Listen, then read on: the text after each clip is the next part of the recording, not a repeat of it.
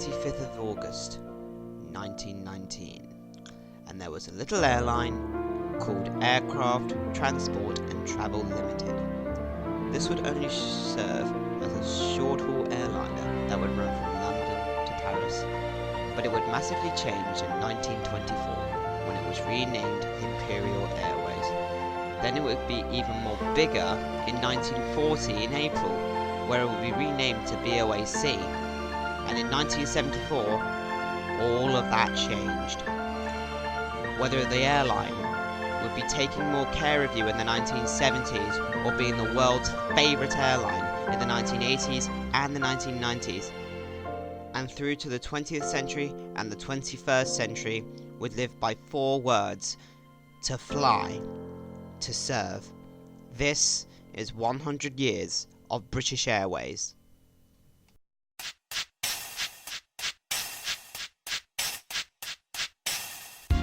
It was 1919, and the First World War had already came to an end, and the airliner Aircraft Transport and Travel Limited was formed.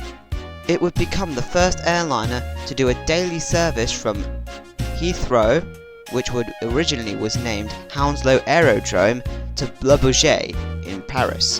In 1920, they started the route London to Amsterdam, which was on behalf of the Dutch airline KLM. But sadly, in 1921, the airliner ceased in operation, but it would come back in 1924 in the form of Imperial Airways. Imperial Airways was made up of 2 different airlines, Imperial Airways and the secondary company British Airways Limited, which is not to be confused with British Airways as we know it today. It was no surprise that aircraft transport was absolutely dominated by Imperial Airways for its flights, its routes, and its fleet. This is a diagram showing the routes that it would take circa 1935. As it was the 1930s, most of the aircrafts were mostly circuit prop aircrafts, which most notably from the company de Havilland. But by that time it was 1939 and the Second World War had begun. So, British Airways Limited and Imperial Airways both merged together to create British Overseas Airways Corporation.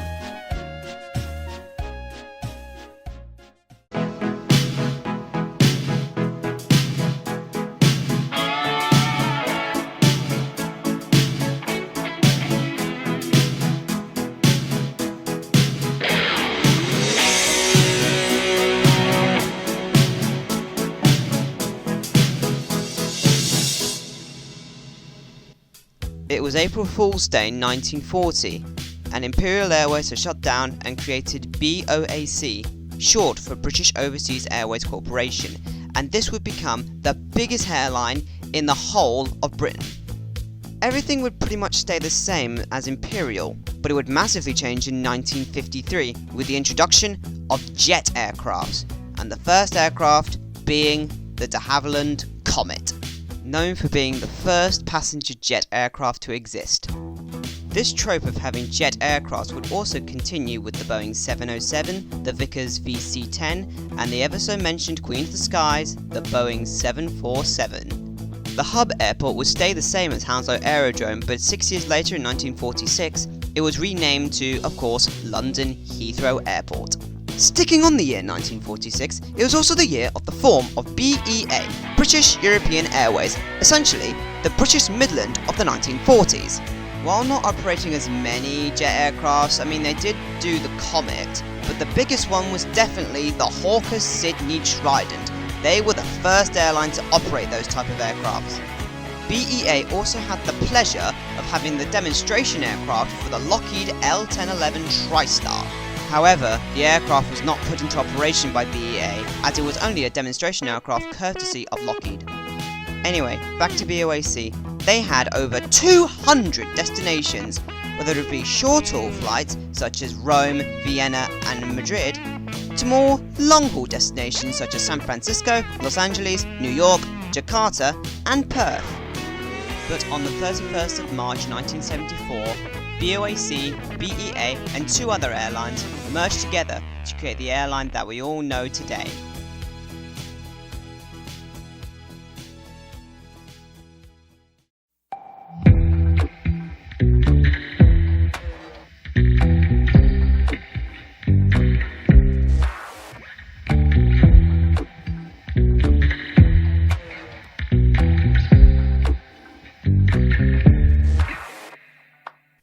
seems like ever since 1974, the company has never become so big. Leaving off after BOAC, British Airways will continue the growth of the airline company, with more destinations and more aircrafts. And even British Airways got a few cameos, particularly in the 1990s, in the form of Sooty & Co.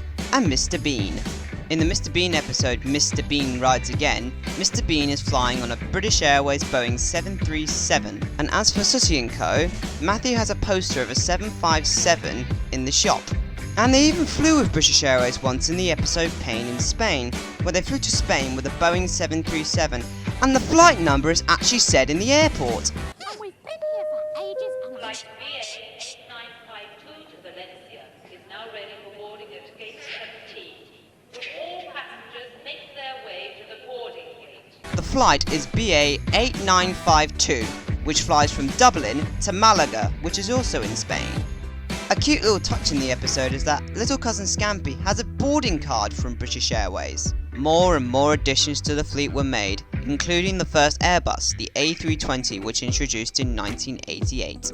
But let's go back to 1976 with a very, very special aircraft. Twice the speed of sound, 1,350 miles an hour. London to New York in 3 hours straight. This was a dream, and in 1976 that happened with the fastest aircraft ever, only operated ever by BA and Air France. This was a really special aircraft, and of course I'm talking about Concorde. The most striking thing about Concorde is its speed, twice the speed of sound, only flying from London to New York because other countries did not want its sonic boom because it was so fast it could make the sonic boom. Even Australia made a campaign to ban Concorde. But anyway, 27 years of happy supersonic travel.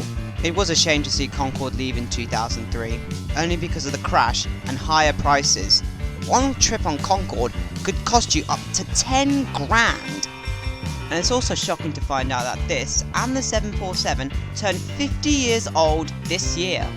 But with all that said, British Airways had a few sudden turns for the worst.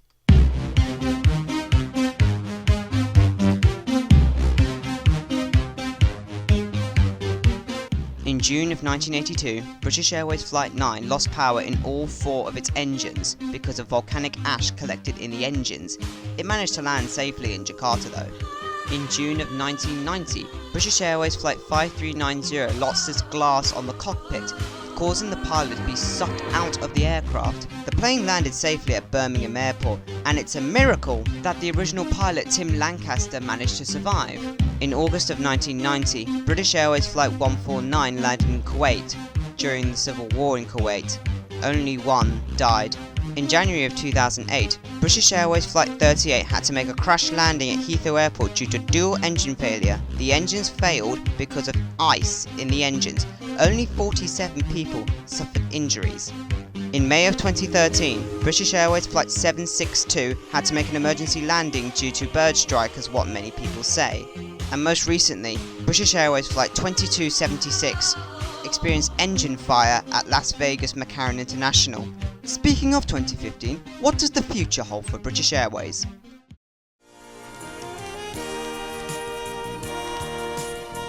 Well, the future is looking very bright for British Airways. In 2013, they ordered the Airbus A380, the world's largest passenger aircraft. They also ordered the very efficient Boeing 787-8 and -9 Dreamliner, with the Airbus A350-1000 being just ordered this year. And considering it's the 100th anniversary, there's plenty more where that came from, such as BA painting 3 of their 747s into their retro liveries for BOAC, the Negus British Airways livery and the Landor British Airways livery, as well as the BEA colours for an Airbus A319. BA High Life magazines have been issued for the 100th anniversary. This is a picture I took when I was on my flight from Rome to London. And the rest is to celebrate the pride of Britain, 100 years of the world's favourite airline. I hope you enjoyed this documentary as much as I loved working on it. Thanks for watching, and happy 100 years British Airways.